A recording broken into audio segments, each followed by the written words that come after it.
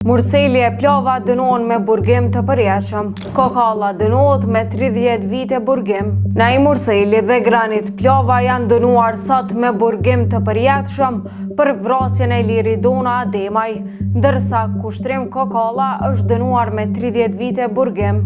Gjykata themelore në Prishtinë ka shpallur vendimin ndaj të akuzuarve, duke përmbyllur një nga proceset më të ndjekura në vend. Në seancën e kaluar, prokuroria Jovarka Prelinqević ka kërkuar burgim të përjetshëm për të tre të akuzuarit, duke cilësuar rastin si krim makabër.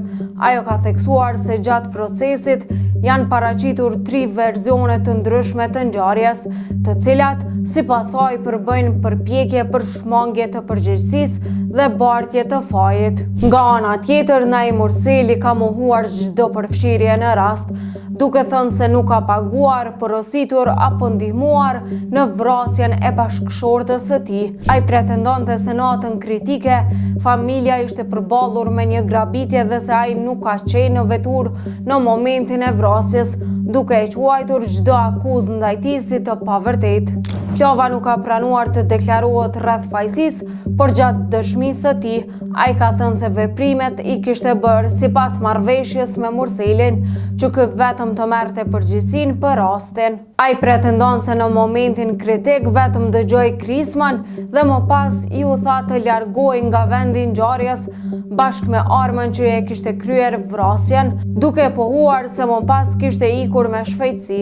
Kurse Kokalla, që fillimisht s'kishte pranuar të deklarohej, më vonë gjatë shqyrtimit ishte deklaruar i pafajshëm për rastin. Gjatë dëshmisë së tij, ai ka mohuar përfshirje në krim, duke theksuar se për ngjarjen kishte mësuar fillimisht nga mediat, por si dyshohet se ndodhi vrasja. Mbrëmjen e 29 nëntorit 2023, Liridona Ademaj u vra në një rrugë në fshatin Bërnicë të Prishtinës, teksa ishte në veturë bashkë me bashkëshortin Nai Murcelin dhe 2 fëmijët e tyre.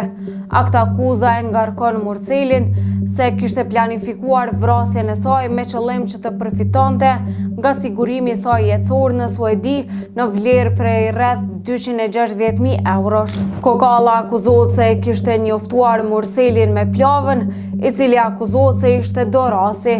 Plova akuzohet se kishte vrarë Ademajn me armë zjarri, duke e qelluar në kokë, sipas ekspertit mjekoligjor, në një lartësi prej 2 deri në 5 cm.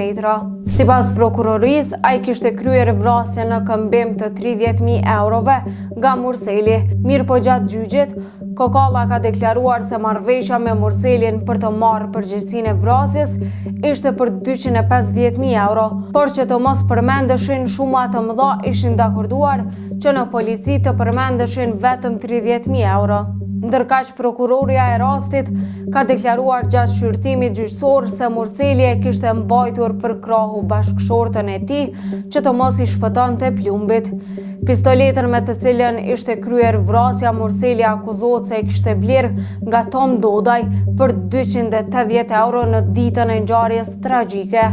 Ky i fundit e ka pranuar fajësinë në fillim të procesit gjyqësor, ndërsa në shkurt të 2025-s u dënua me 5 vjet burgim dhe 5.000 euro gjub për veprën penale, importi, eksporti, furnizimi, transporti, prodhimi, këmbimi, ndërmjetësimi ose shitja e paautorizuar e armëve apo materieve plasëse.